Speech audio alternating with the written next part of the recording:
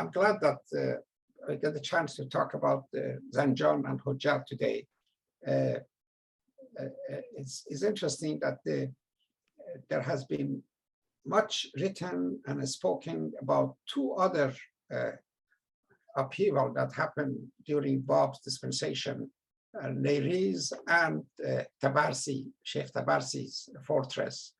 And not much really has been written and covered as far as the Zanjan and Hujjat concerned. And this is a good opportunity for us to really to go a little deeper on this subject. I'm hoping that if my colleague Hilary Chapman cooperate with me, because he's my savior, we would begin to do some serious more research about Hujjat and perhaps write a book about Zanjan incident. What happened, I think, Tabarsi and Nayriz got more attention because the two figures who were involved in those two incidents, Mullah Hussein and Quddus as far as Tabarsi concerned, and Baha'i as far as Nayriz concerned, they personally met with Bab, and there was extensive relation between them and the Bab. So naturally, the historian Nabil and others, they spend more time and more material covered about the two of them. But when you really study the Zanjan incident, you realize that unfortunately, this upheaval was much greater and much bloodier than the other two incidents. The number of Babis who were involved in the Zanjan incident was more than 2,000 of them. Men who, most of them, of course, died during the 7-8 months of battle. And at the end, only 100 of them survived. And out of this 100, maybe 50, 60 of them were put to death right away. And the rest of them, I think, were sent to Tehran, and they died there. I think in your session, when you cover the Zanjan period, you're going to read more detail about the actual war and the battle that took place between these 8-9 months in the year 1850. So, and it's how it is that how many guns were sent to attack the Babis, how many soldiers were sent, over 30,000 of them at some point were surrounding the Zanjan fortress. So I don't get involved in the actual battle because, you know, you can read the Dawnbreaker in that chapter and get the full picture. And there's a bunch of names of the people that who was leading the governmental army, who was the governor, who was the opposing forces. These are all, I leave it to you to read in the book. So I thought I spent a little time on Hujjat himself, because this man was very colorful when you study his life, and he was quite an unusual religious figure. He and his family, his father Rahim, who was also a leading mullah in Zanjan, they belonged to a school of thought called Akhbari. There were two schools in Shia Islam at the time, Akhbari and Usulis.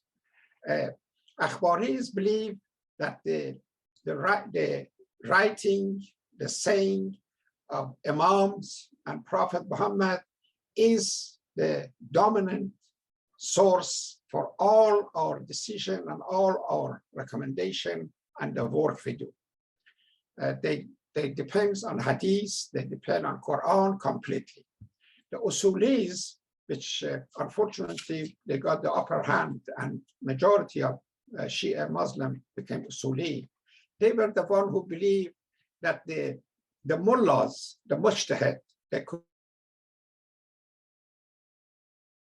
decide on different subjects without necessarily referencing to the Imams and Prophet himself. Otherwise, they would study the writing and they would make a decision and make a recommendation. This created a big conflict between these two groups. So from very beginning, even before Hujjat became a Babi, there was a trouble already in the household. His family and his mosque were under attack by Usulis, who were the majority of the Muslim in Zanjan. from very childhood, I think his father realized that this young boy is extremely talented and well endowed with the curiosity and with the desire to learn. So he sent him to Najaf and Karbala. These were the two cities that you would go there to study religious subject and become Ayatollah or become Mujtahid yourself.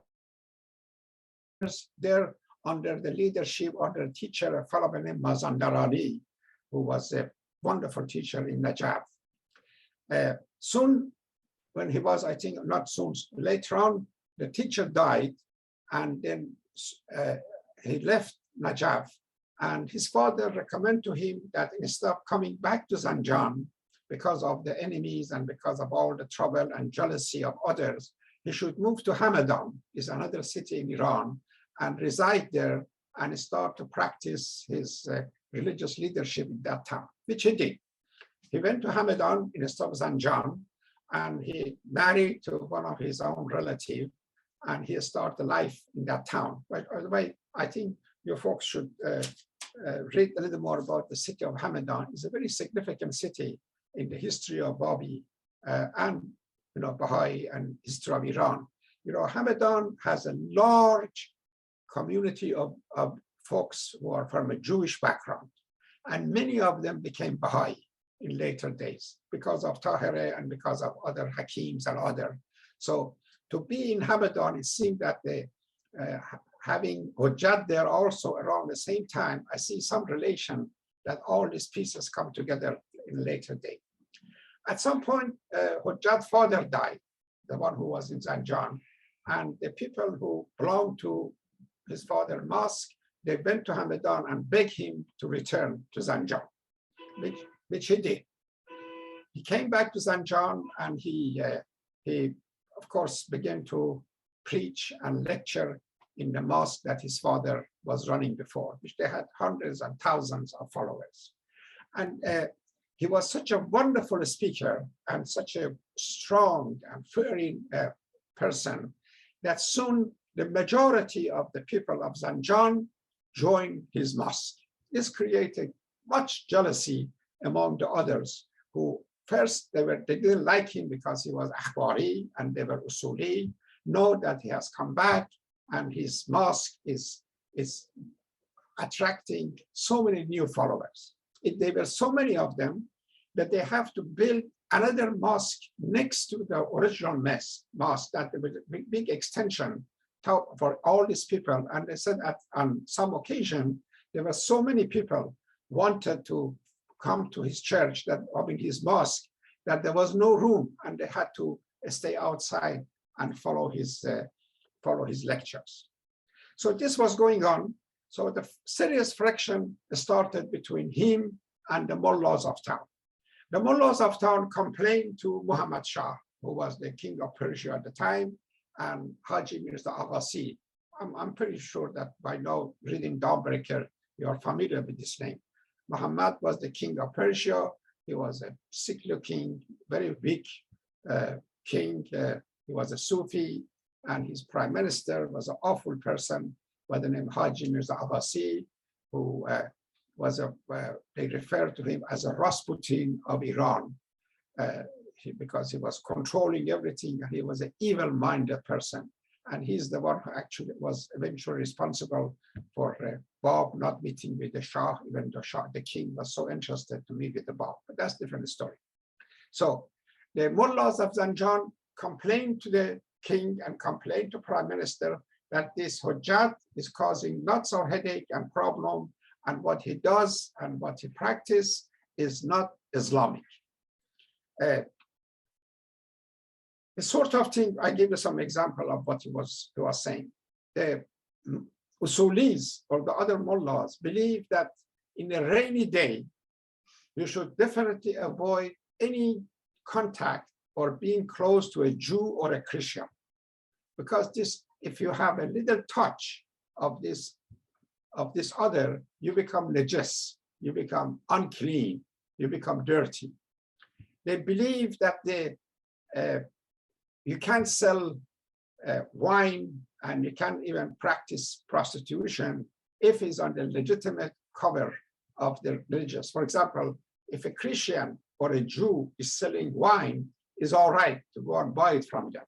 But the Muslim should not do that. Of course, Hujjat said, no, no, there is no such a thing. That has to come to an end. Or in the city of Zanjan, a bunch of mullahs, I don't know if I should tell you all this detail, they have set up a center for prostitutes. And how they were doing it, a man would go there and have a temporary marriage. A mullah is sitting there, reveal or repeat a couple of verses, and he said, okay, you are his wife for 10 minutes or half an hour at the cost of $20. He would have his fun and he'll leave.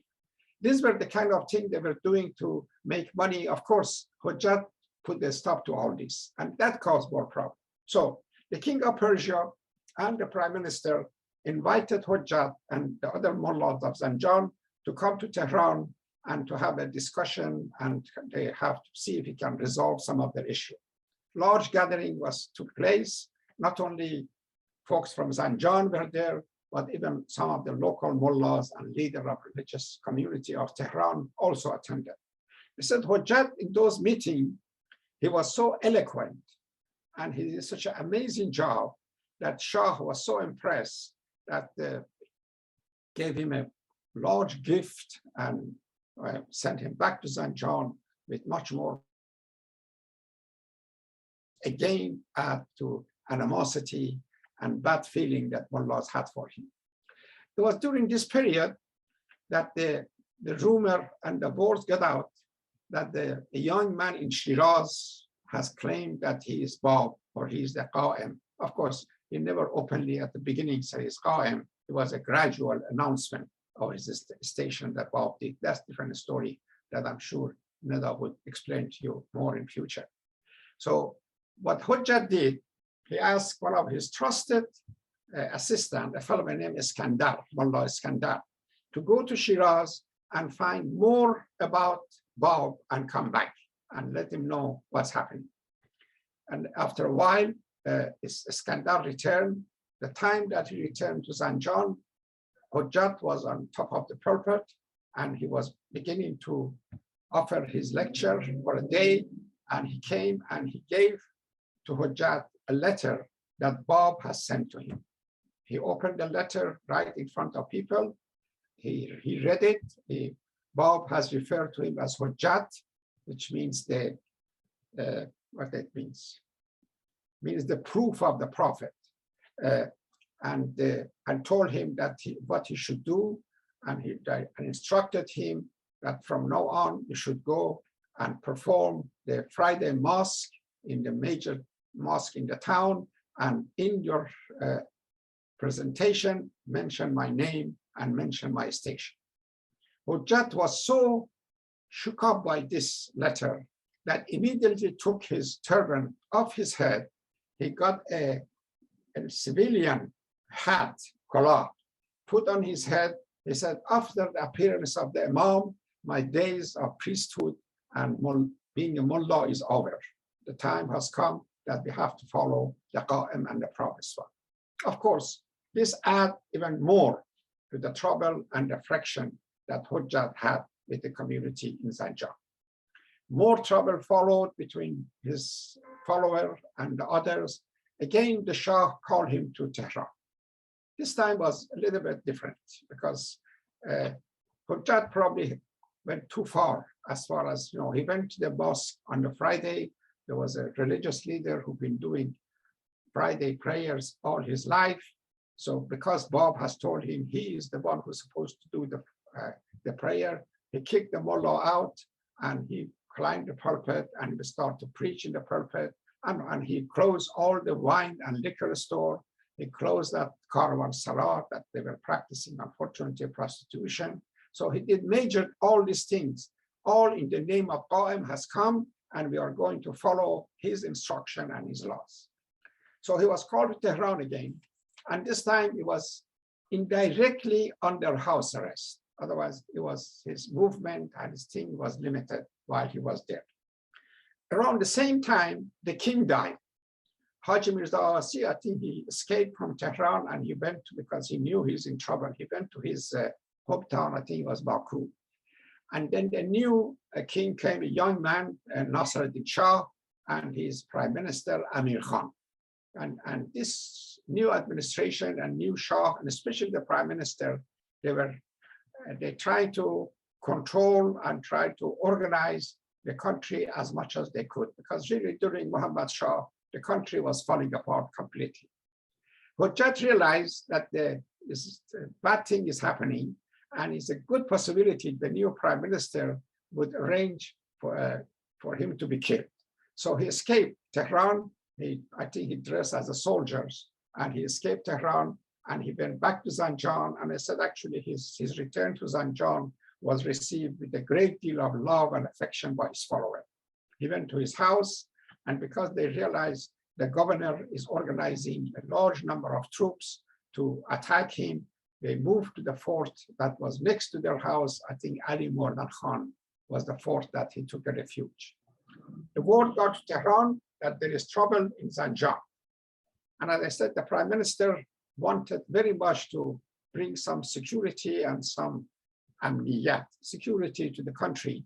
And so he sent a large number of troops and guns and others to quell and to destroy the Baha'i movement in Zanjan. At some point, there were 30,000 governmental troops that came either from Tehran or from the local area. There were hundreds of guns, and the Baha'is had a certain part of town beside the fort. One thing I think it helped one historian make a reference. They had the amazing underground system that many of these Baha'is and their family, over 2,000 of them, they were taking refuge and hide underground. So with all this gun and attack and all that, not many of them died at the beginning, and they survived, and they could fight back for 7, 8, 9 months with all that large number of troops that were surrounding them. Of course, the battle continued. The number of Baha'is day by day were shot to death. I think, again, you will read in the book that there was a woman by the name Rostam Ali, that Zainab and her sister, who come from a village not far from Zanjan, their father just died, and they came, and she dressed as a man by the name Rostam Ali, and he fought for 5 months with the man against the enemy. And at some point, she was shot to death. At some point, even before that, even she was recognized, but begged Hujjat to allow her to continue the war. So the battle continued.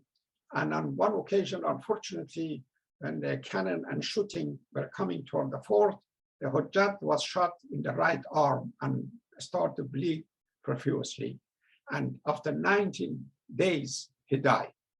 At the same time, they had the bombardment, the fort, and one of those cannon bombs hit the house that his wife and his son were there, and both of them were killed. After 19 days, Hujjat died. I'm moving very fast because I want to leave some time for question and answer. 2 of his close associates and friends, they buried him secretly in a location, in a room, and they even destroyed the room on top of his grave, so nobody would suspect that he is there. But unfortunately, they discovered his body after the battle was over, and they dragged his body, and they said for 3 days and nights, they were dragging Hujjat's body around the town, and then they dumped him in the Maidan, or open field that was at the middle of the city, and there were few individuals, most likely Baha'is. Eventually, they took the body, they left Zanjan, and they buried him somewhere between Zanjan and Qazvin. And that was the end of Hujjat. The interesting thing is that according to Balyuzi, the representative of Russia, I cannot remember his name, Prince Dolgorukov. Thank you, Tatiana, my Eastern European friend. And also Scheele, who was the representative of Great Britain in Tehran. They used to send extensive report to their government, and they very much cover this upheaval of Zanjan. How many troops was sent there, who was leading the troop, how many Baha'is were there, all the cruelty that was done to them. And what happened to the woman after the battle was over? Actually, good number of them eventually, they were forced to leave Zanjan and they went to Shiraz. And there was occasion that the wife of the Bab was told that some of the followers of her husband are beggars in the street of Shiraz, and she was helping them as much as she could. What else I can tell you? Okay, I think we have some pictures that, if you don't mind, another John, we can show that. Maybe I can say a few words about those pictures also.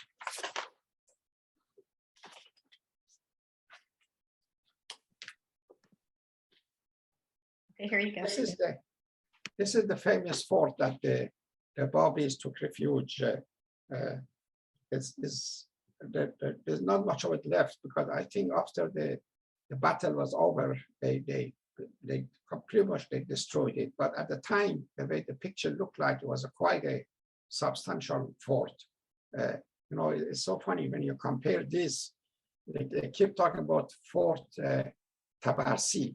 Really, Fort Tabarsi was a very small shrine of one of the holy man Tabars by the name Tabarsi, and that poor Babis tried to build it and defend themselves. But I think that's why this lasted so long, and they could hide in the basement and survive all those days. Next. This is, I think, the picture of the mosque that was built for Hujjat, the additional one next to his house, and was, they said, contained hundreds and hundreds of space for his followers. They had what they call, what you would see in the Dawnbreaker, they keep referring as Caravan Sarah. This was the Hilton, Hotel Hilton in Persia, that the traveler would go and overnight they stay there. Merchant would bring their merchant there and try to sell it, and right on the corner they would have spaces for them to sleep. And in this particular place, you know, around the same time, they had the Bab was moved from Shiraz to Isfahan.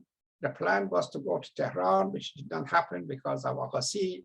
And in his way going to Baku, he stayed in this particular caravanserai. And then actually, I forgot to mention, Hujjat sent a message to Bab that he is ready and he has the force and he has the manpower to come and rescue him. And he could easily have done so because of his own number of followers and the way his thinking goes. But Bab responded to him and he discouraged him from doing so. And what happened the same time that the Bab was in this caravanserai, Hujjat was on his way to Tehran because he was instructed to leave town and go to Tehran. So unfortunately, the meeting never took place between Hujjat and Bab. And that's if I'm just wondering what would happen if the two of them have met. Next. This is a cemetery, and I think the grave of Ashraf, Mother Ashraf is there, which is interesting stories that maybe Nedar can tell you on some other occasion. Who was Ashraf and what was the story behind her? Next. So this is actually this door reminds me of our house in Neris. It looked like it's a typical door to houses in Persia at the time. A strong wooden door that was built, and this is the house of Hujjat in Zanjan.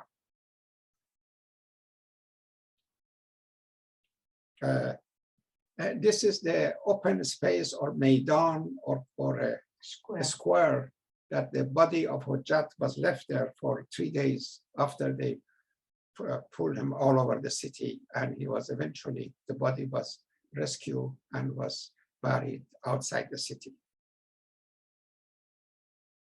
And this picture is very popular. We have seen it many times.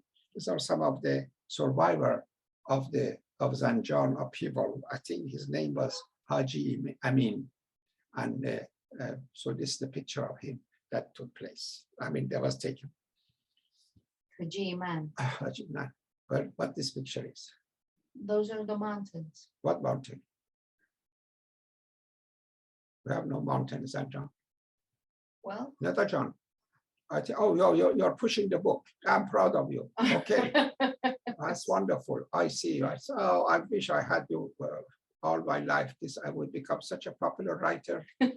This is the cover of the book. You are a popular writer. Thank you, Aziz. So friends, does anyone have any questions? Thank you so much, Dr. Ahdieh. Does anybody have any questions for Dr. Ahdieh? He did mention about Ashraf. If you want to read more about Ashraf, you can read directly from Gleanings from Writings of Baha'u'llah.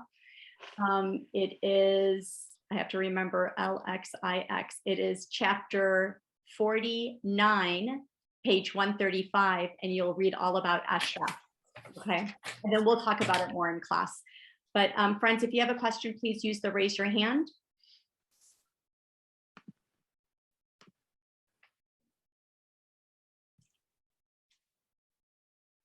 Okay, and if no questions, we are going to come to that chapter. And oh, Jane, please, yes, unmute yourself.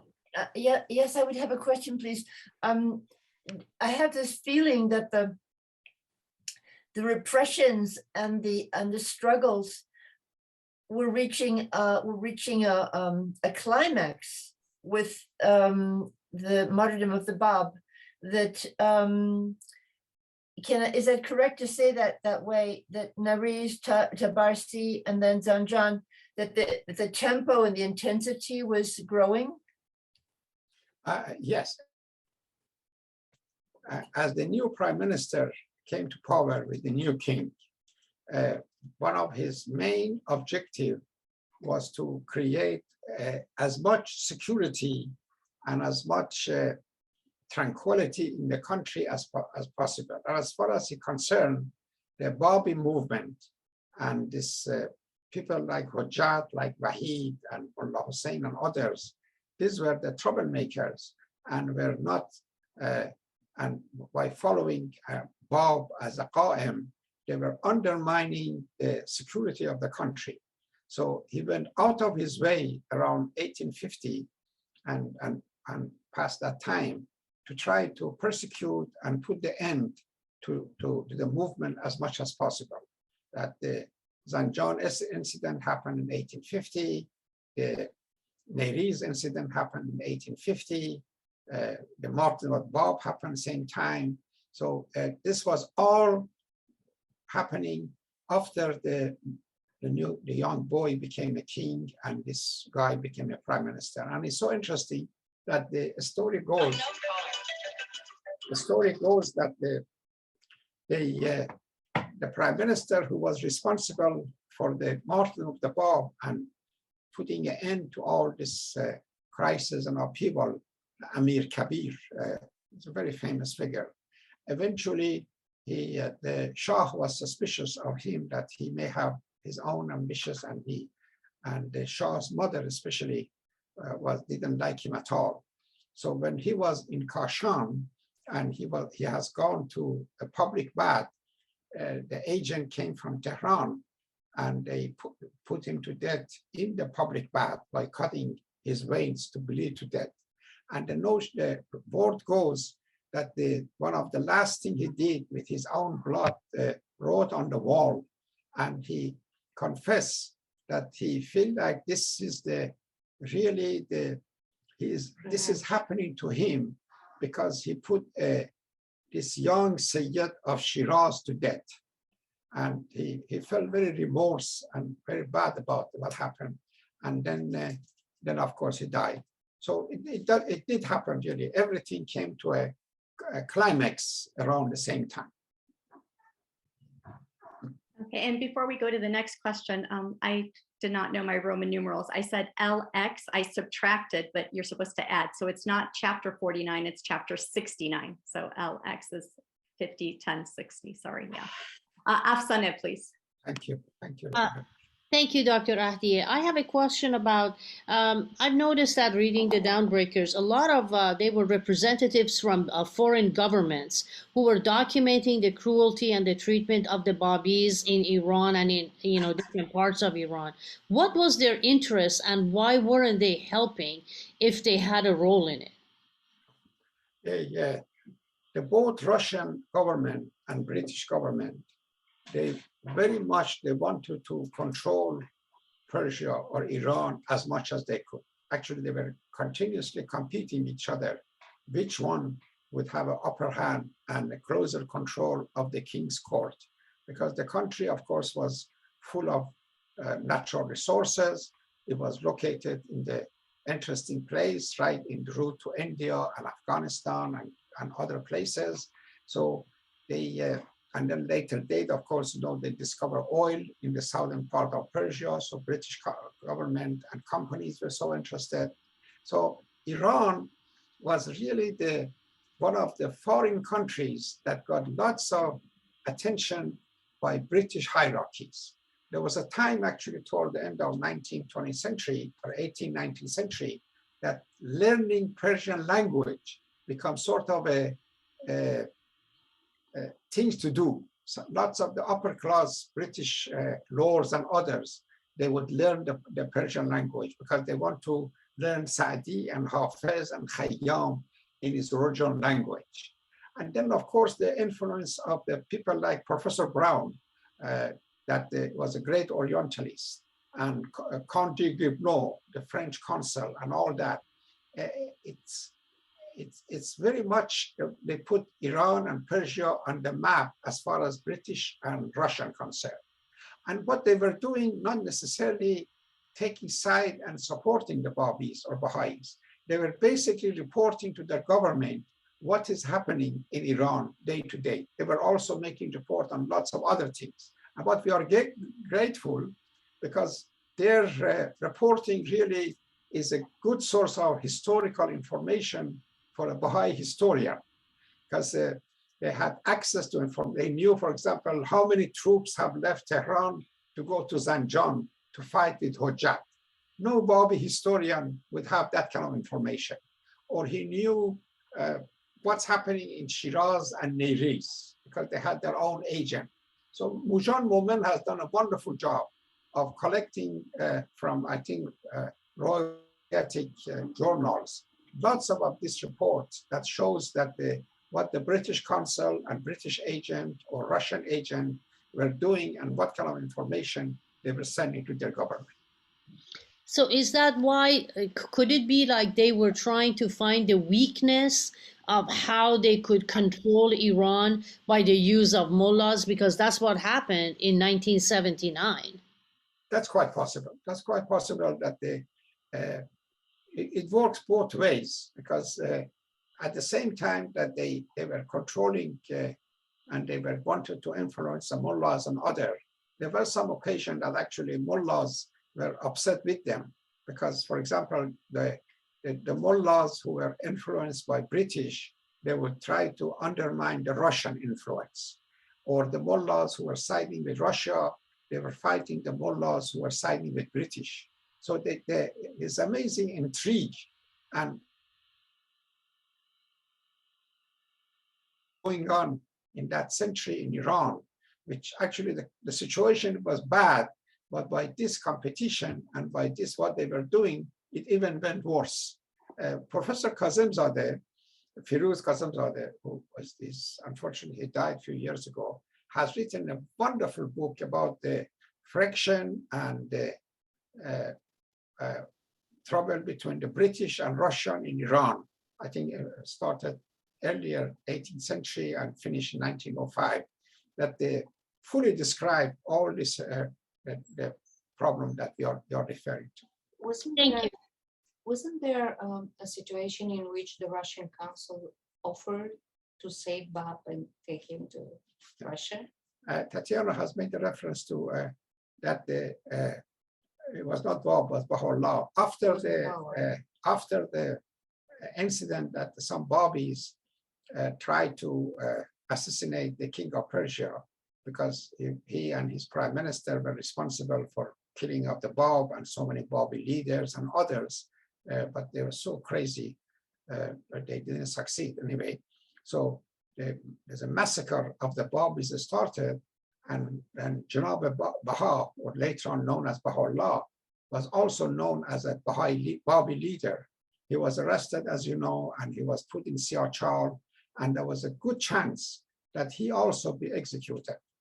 But they said the Russian ambassador interfered in the situation. He even offered to take Baha'u'llah to the Russia or to a place like that, but actually he refused. But there was, and I think the reason that this took place and Russian ambassador involved, because there were some Baha'is and Babis who were working in the Russian embassy, and they were influential employer of the ambassador. And I think probably they're doing help to protect the Baha'u'llah at that occasion.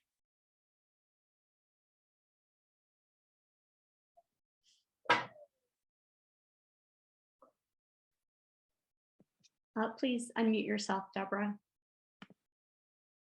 Yes, thank you, Dr. Is it Ahdieh? Is that how you? Ahdieh would do it. Okay. I did reread this chapter in preparation for today. It's wow.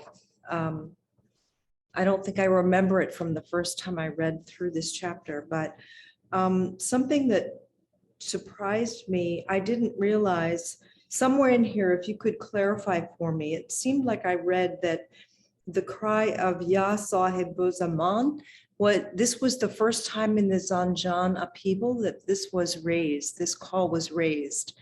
Is that true? Am I remembering that correctly? And also, everyone, in the opposing army just would disperse when they heard this. And I'm wondering if you could tell me a little bit about that cry and why the opposing army responded the way that they did. I'm not sure about if it being the first time that this expression was used, because I recall they also was used often in Navy's upheaval. It was a call to arm, and it was the way it was done, that often a small group of Babi, sometime at night, but sometimes mostly at night and daytime, suddenly they would leave the fort on horses or running with a sword in their hand, or if they had the gun, and they would raise this value, Ya Sahibu Zaman, the king of time, of time, and it would create fear in the heart of the soldiers. You have to remember, these poor soldiers were drafted for a very small money to fight for the government. They were a bunch of peasants or farmers who didn't have much thing to do, and the government would tell them, okay, we give you $1 a day if you come and fight and kill these infidels. So they would join. When these Babis, they were a group of really dedicated individuals who were easily willing to give their life for their ideology. And when you reach that point that you're even willing to give your life, then you become 100 times braver and more stronger than average soldiers. So, and particularly these Babis, remember the good Muslim, they're waiting for the promised one to come for more than 1,200 years for Qa'im to come. So since sincerely they believe that the Bab is the Qa'im, to die for him was a blessing. They would really, it's unbelievable. And on some occasion, at least I know about Neris, they say a group of old men in their 80s, they would attack this army of the enemy and disperse them so easily. And where they get this power and where they get this strength, it only is a God-given gift. The first time Sahibu Zaman was mentioned in the Dawnbreakers was chapter 19, page 346. You're definitely, you're something, Nada. I'm telling you, could you tell me my grandfather's birthday? Do you know that? I'm kidding. It's a Baha'i birthday. I don't know. The way you know Anybody it, else? I can't believe this. This is wonderful. Thank you, Nada. Of course, no, thank you. Like, you have no idea. We appreciate you so Sure, much. that's all right. Anybody else with questions? If not, don't worry. We know where Dr. Ahdieh is. He's graciously offered to come and answer any questions for us. So thank you so much. Thank you. So friends, have a wonderful afternoon. We will see you next week for chapter 23, Martyrdom of the Bab. Thank you so much. Love you, Dr. Ahdieh. Thank you, Tatiana. Thank you, Dr. Ahdieh. Thank you. Thank you. Thank Thank you, you. Dr. Ahdieh. Bye.